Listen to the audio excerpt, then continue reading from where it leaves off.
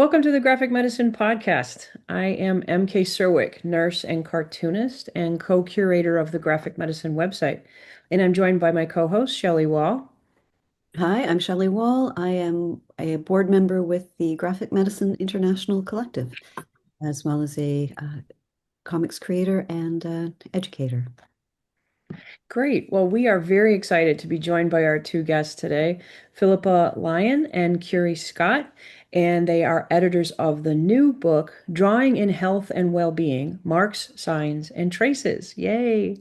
And Philippa's holding up a copy of the book. If you are listening to us on the audio podcast, everything we talk about that's visual will be linked to in the show notes. And the book is available in the UK now for purchase from Bloomsbury Visual Arts, and it is available for pre-order in North America with a release date of July 24th. And we are very excited about this book because we were very grateful to be included that Shelley and our colleagues Ebru Ustundag and Dana Walrath and I co-authored a chapter about the drawing together sessions that members of the community will be familiar with.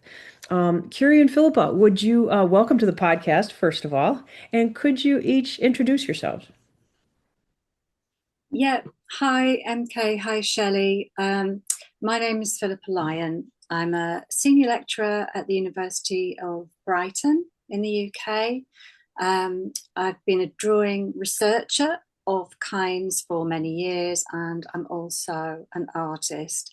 Really delighted to be invited to speak to the graphic medicine community who have blazed a trail for a long time. So we're really thrilled to be able to speak to you and Curie.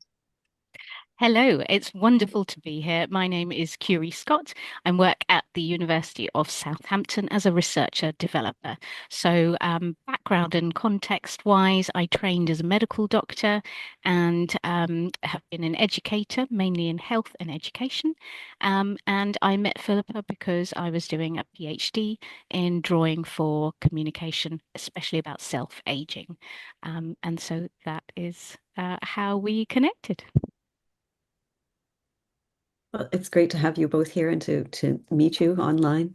Um, and so we'd like to start with just a couple of questions for you. And first of all, can you share the origin story of the book with us?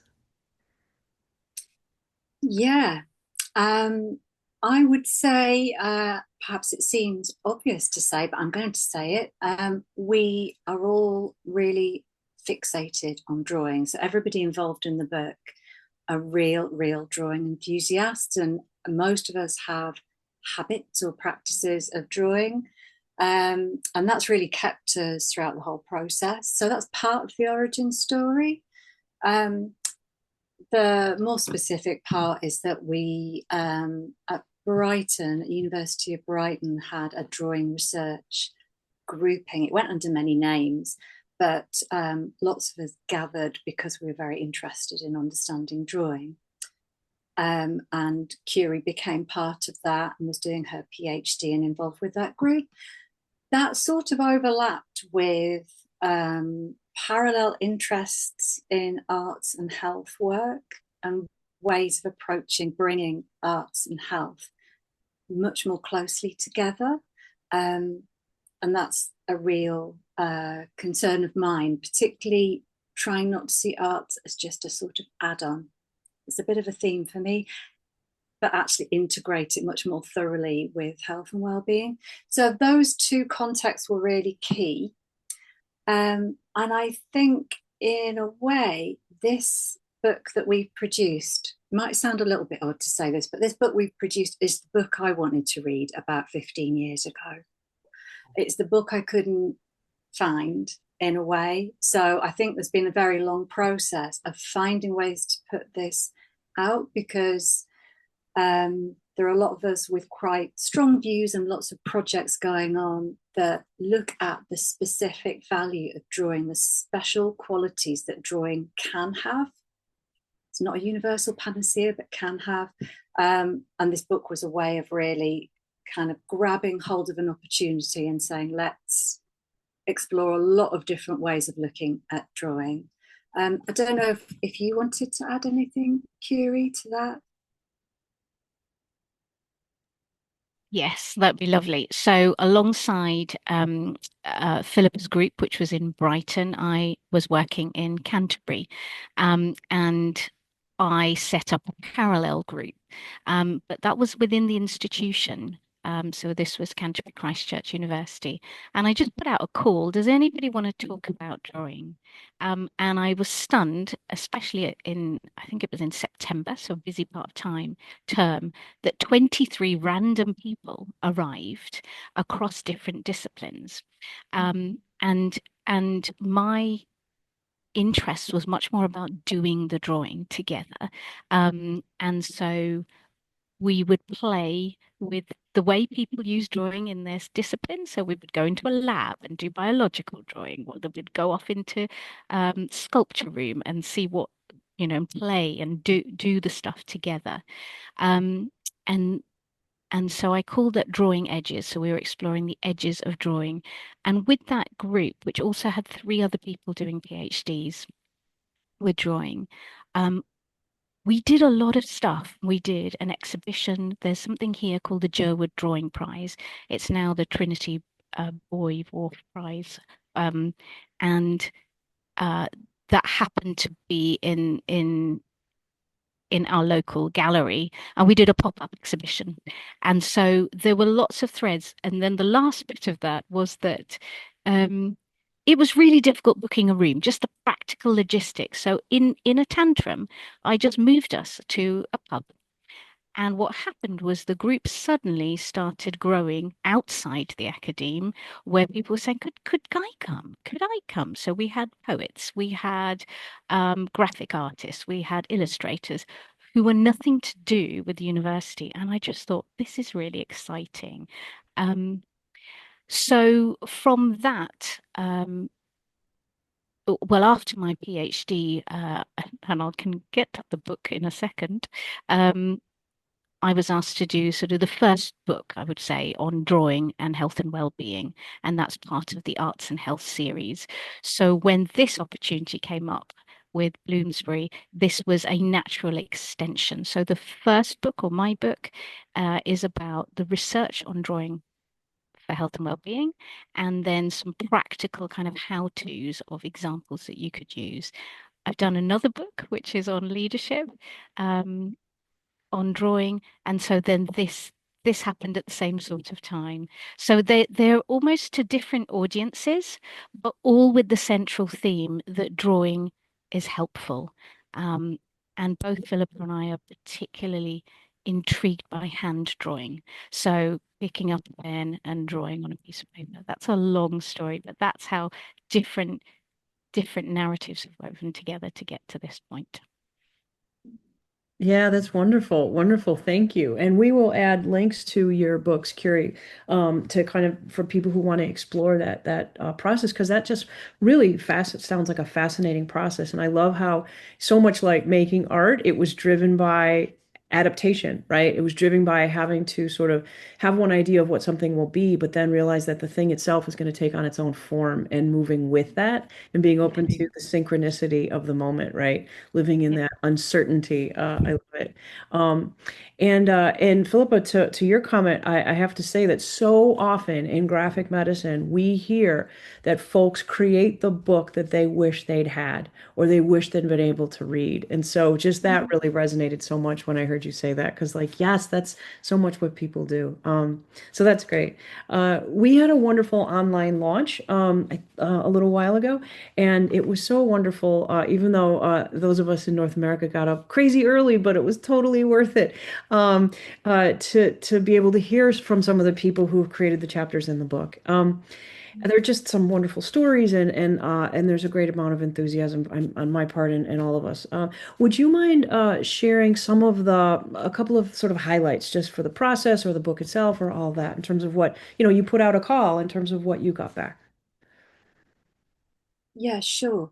Um, well, actually, we didn't really put out a call. We used our networks to find authors because of the work that Curie and I both been doing in developing our own little drawing research networks and groups at our own institutions and together.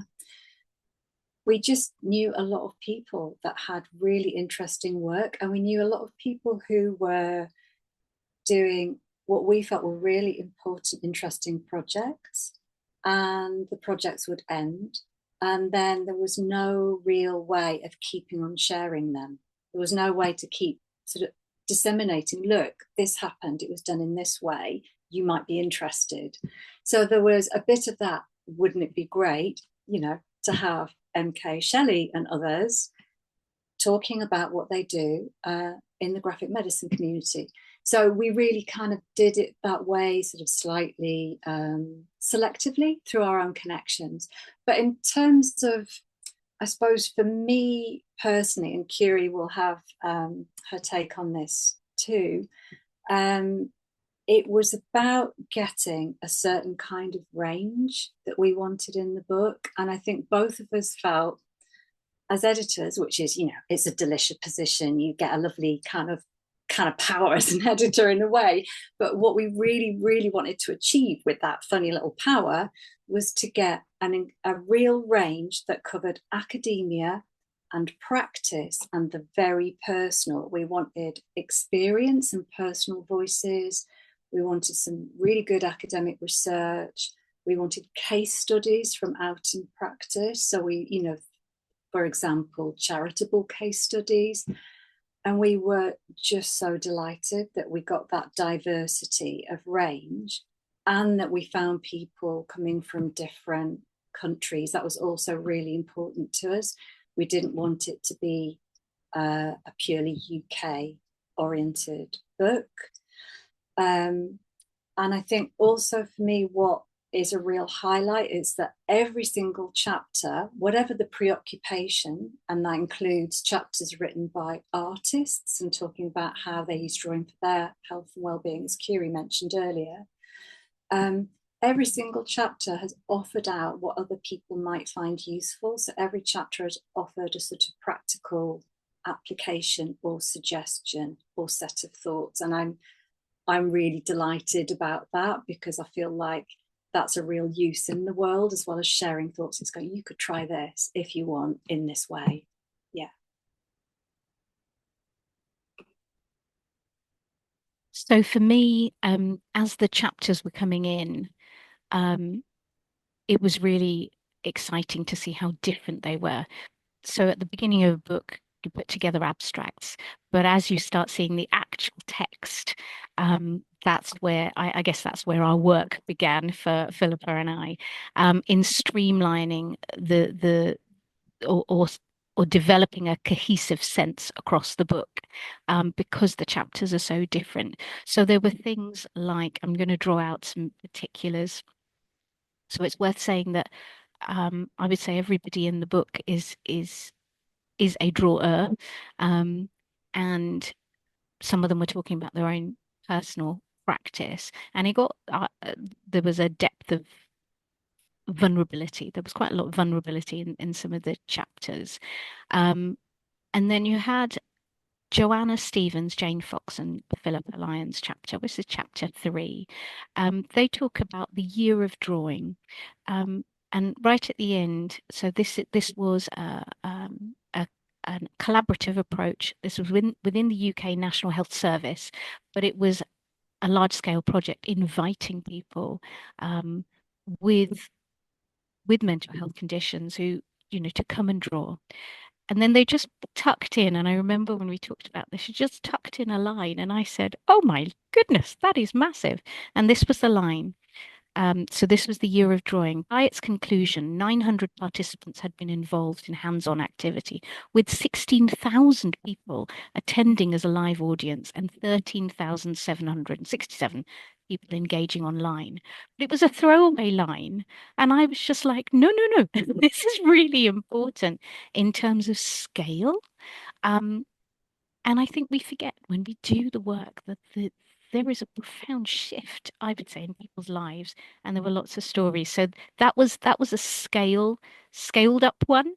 But then you had Duncan Bullen's chapter, which was about his process, which is very, very and he says this himself, very rigid and very structured in a way to reduce the um, decision make decision making, basically, to get more focus, to get more in the flow.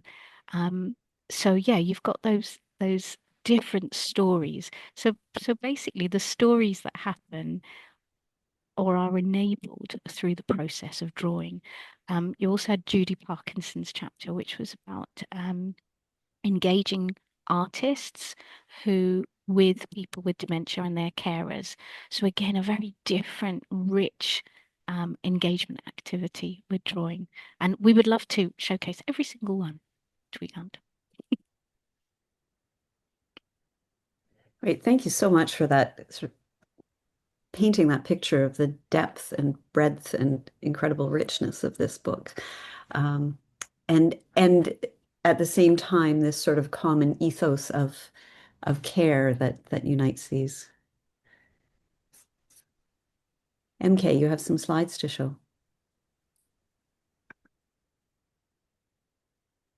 So are they shared now? Yeah. Yeah. Yeah, and this so the podcast is going to be out on the audio feed, and maybe you're listening to this on the audio feed. If you kind of want to see some of the images we're referring to, you can click over to the YouTube and take a look at these. But if not, I think Shelley, you're going to do a great job of describing what we're seeing here. Oops. So these are slides about our chapter, just as a kind of sampler. Um, when we heard the title of the book, we just knew this was going to be a sort of magical fit for what we had been doing through the Graphic Medicine Collective with drawing together. So I'll just talk a little bit about this project. So as many of our podcast listeners know, the annual Graphic Medicine Conference has happened now for 15 years, every summer. And a really diverse group, healthcare professionals, scholars, artists, educators, uh, patients, survivors, family members, caregivers come together to talk about comics and the role that comics can play in the understanding and practice of health and well-being, the healthcare experience. Um, so when it became very clear in spring of 2020 that we would have to cancel the in-person conference, we didn't just mourn this sort of intellectual opportunity to learn about new comics and to find out what was happening in the field. But what we really mourned was this profound sense of community that comes out of those gatherings. And so, as we say, as the slide says, in order to respond to the loss of this sense of community, to combat the social isolation we were all feeling during lockdown, we launched this free virtual meetup, which is now, it continues to run 5 years later.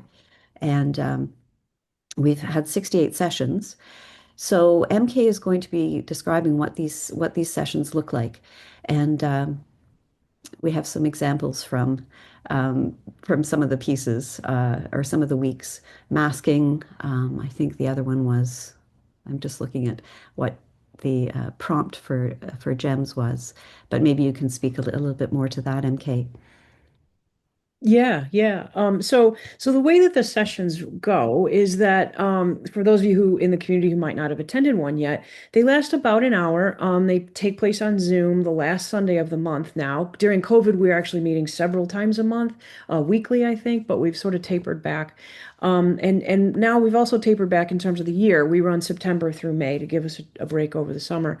We try to choose a time that's accessible to as wide a swath of time zones as possible because we're very grateful in the graphic medicine community. We have people coming from all over the world, just like for the book. And so basically every month we have a volunteer artist slash academic. So usually the person is engaged in all the ways you talked about with the people who are in the book, in the similar way of living in that kind of space between a yes and of drawing and academic work. And they choose a theme, they formulated drawing exercises, and they lead the sessions. The hosts often really wonderfully share some of their own art and their own process as a way to introduce the exercise we're doing, or they talk about, like, here's what I'm really thinking about now. Let's think about this together, which has been really fun. And so, yeah, so we generally have like a short exercise as a warm up, maybe, and then a long timed exercise. And then at the end of the time drawing, participants are invited to share and reflect on their drawings and the exercises with the group. And that's become this really powerful space of care. And that's kind of what our chapter talks about, is the way that we were able through COVID to use drawing as a way of caring for our community. Because people would tell stories of being literally locked in the room in the house and they couldn't talk to their family, but they could get online and interact with us and draw and share about that. And whether it was people who had COVID while they were doing the exercise, and this was the only way to communicate. So it was really, really rich. And yeah, you can see examples there from different sessions. And so the sharing piece, what I'm trying to drive at, is like has almost become as important to this community as the actual drawing piece.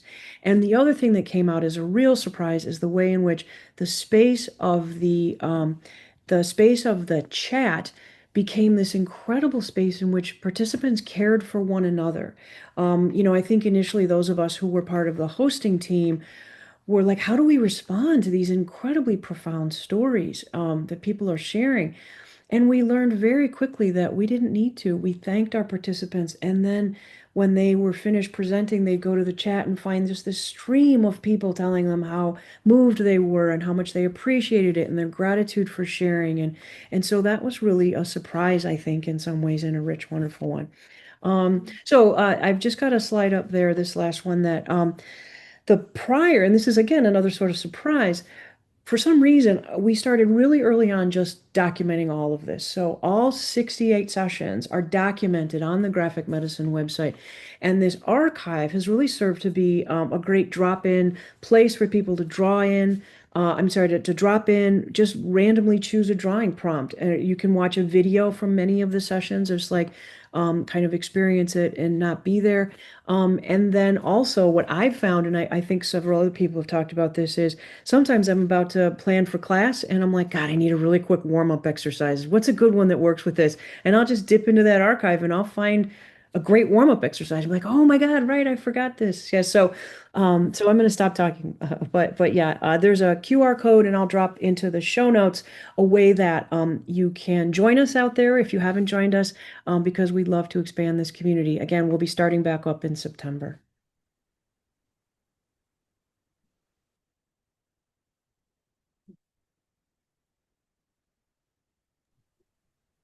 Yes, our next question, Curie and Philippa, is if you could just say a few words about your hopes for the work that your book is going to do in the world. Yeah, thank you. Um, I yeah, I've been thinking about this a lot, and I think one of the really important things for me is that we wanted to really emphasize what the process of drawing does. And this, the very short version of this is, there's drawing as art, there's drawing as outcome, as paper on the wall, as pictures, as images. And it's not at all to marginalize or be oppositional about that at all. But the whole point of this book is to go, let's just really, really focus on what sitting and engaging with the act of drawing can do when really carefully set up for good reason with people who want to be part of it in an ethical way. So that emphasis on process, I think, was a really big thing. And that I really hope might create some more discussion and response. And I suppose, the classic researcher thing is you want your work to go out and you want people to then respond to it. And in research, that's sometimes adversarial and challenging and provocative, and it should be. I hope also people bring in different, diverse perspectives. But I think I'd also quite like to feel that it can be a sort of companion book for people. So outside of that slightly adversarial academic mode, which is good and important and right, there is a much more intimate, companionable, supportive mode. I'd love for artists, for medics, for patients, for health professionals, I'd love for them to be able to pick up this book and go, actually, maybe I'll have a look at that chapter, something about that I might really want to take with me and try. And that's the kind of combined, I suppose, life I would quite like it to have. I would hope it has. For me, I totally agree with Philippa. A lot of my PhD time was centered on the process, and it fascinated me. I think if there is a bubble, when I say to people what I do drawing for health and well-being, they say, "Oh, are you an art therapist?" That is the first thing, and I go, "No," and then the second thing they'd say is something, or it might be flipped. Oh, that must, well, there's three things. So, are you an art therapist or is it art therapy? The second thing would be like, oh, I'd love to draw. I can't draw. And then the third thing is that sort of, oh, that's a bit weird. And I guess all of those things are correct and wrong at the same time because we are those those of us that work or indeed have children will see this naturalization to drawing. It's mark making. So actually, when we talk about drawing, we're talking about mark making. We then get socially conditioned out of that unless somebody has given us a badge of artists or gifted, and then those people may continue. That also will happen where people continue when they perhaps aren't gifted, they're surrounded with the materials. Say they have a parent that is a graphic designer, so there's pens and paper, and they are surrounded by people who think visually and show how that might look. Now, most of us are not in those two camps, and so drawing has become redundant for adults.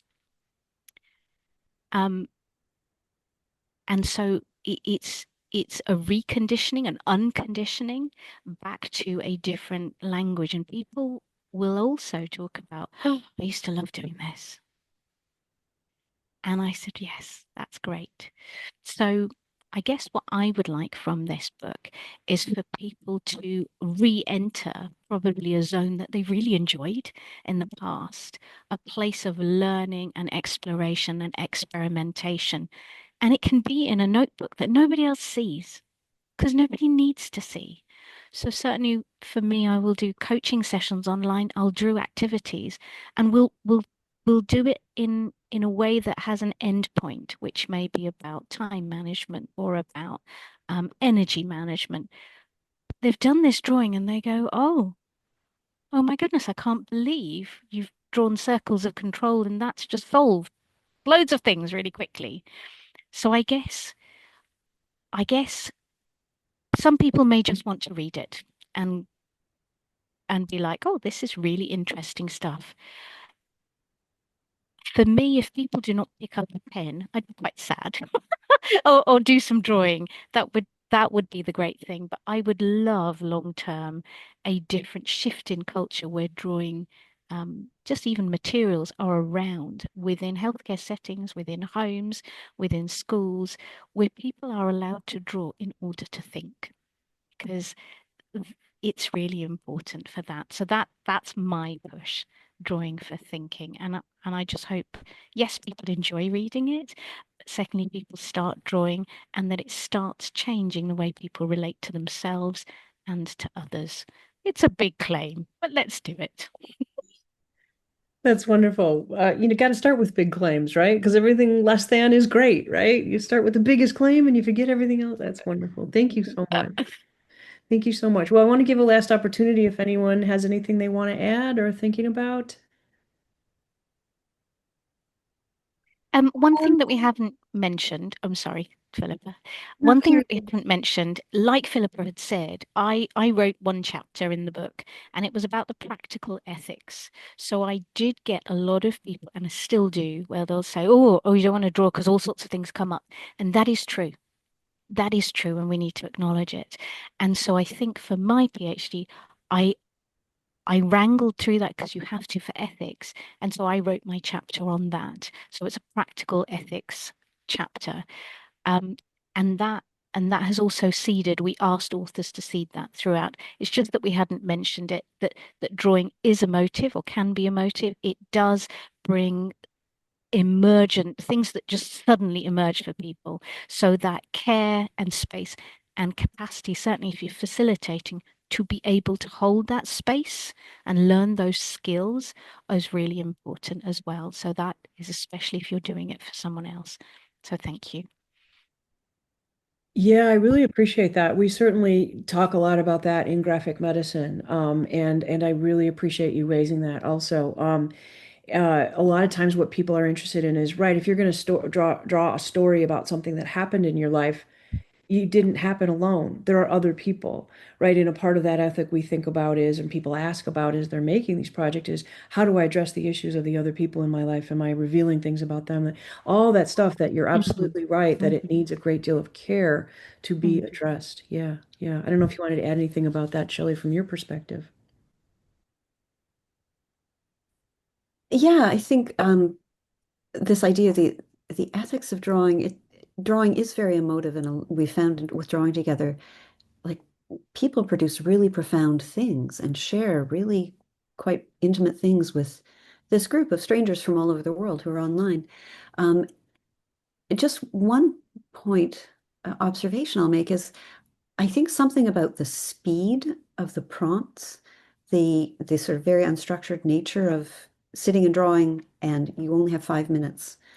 It turns off a sensor somehow, and I know I am always surprised by what happens when I'm in that session, and I think other people find the same thing. And I think the speed is really sort of instrumental. Um, and I love the way you have this sort of applied aspect to the collection that you've put together, Philippa and Curie. That it's how not just here's theory about drawing in the same way you might say here are images to look at. It's coming back inside. It's about drawing not as product but as process, and really how that process can be activated in the world. I love that. I think also just as you're kind enough to ask about one last thing, I think the one last thing I'd add to that might be more of a kind of almost campaigning note, I guess, which would be that over quite a long period of time of being involved in drawing projects, specifically in relation to health and well-being, I've experienced quite a lot of resistance and people being slightly disinclined to actually think about drawing as something serious within institutional, organizational contexts. And if this book had any role in opening minds a little bit to the value of something that isn't trivial, that can be really meaningful and really significant, that would also be fantastic. So funders, policymakers, professions who have cultures that might be a little resistant, I would love for it to just chip away at that a bit. We'd like to invite them to look again at some of these issues and practices. Yes, yes, absolutely. I think that's wonderful. And even Curie, I was thinking about that when you were talking about frustration of finding a space, right? I'm very influenced. I've talked a lot about this artist, educator named Linda Berry, this cartoonist. And at the University of Wisconsin, I had the opportunity to visit the Image Lab, right? And it's a place of just where you go to think through drawing, right? And like every institution should have something like that, right? So yeah, just like just that's the way to integrate it. Yeah. Well, thank you both very much. I could go on forever because this is such a passion, and I'm sure all of you can as well. Thank you so much for joining us on the Graphic Medicine Podcast. And yeah, as I said, the book is available and out in the world for purchase and to have in your hand in the UK and in North America. It is available for pre-order. However you get your books, hopefully through an independent bookstore, and will be available as of July 24th. I understand it. So thank you very much.